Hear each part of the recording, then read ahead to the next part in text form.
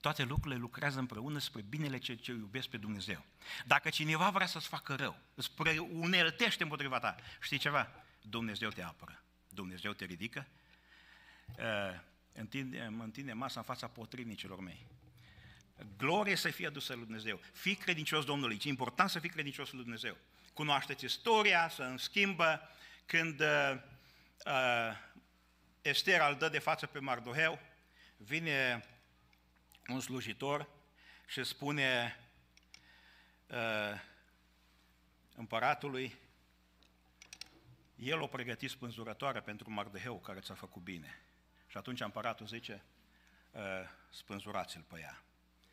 Ia inelul care i l-a dat înainte, toată casa lui Haman i-a dat-o lui Estera și Estera i-a dat-o în grija lui Mardoheu și i-a dat și inelul acela și încă ceva. Este în Estera 8:2. Așa, împăratul a scos inelul, l-a pus, care luase înapoi de la Haman și l-a dat lui Mardoheu și a mai făcut ceva. Estera 8:15. Mardoheu a ieșit de la împărat cu o haină împărătească albastră și albă, cu o mare cunună de aur, cu o mantie de in subțire și purpură. Și cetatea Susa striga de bucurie. Dumnezeu vrea să fim bucuroși. Vrăjmașul vrea să ne facă să fim supărați, năcăjiți, acri. Dumnezeu vrea să fim plini de bucurie.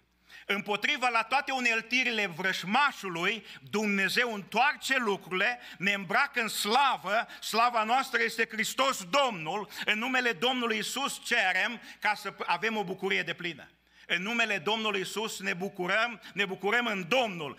Pot totul prin Hristos care mă întărește.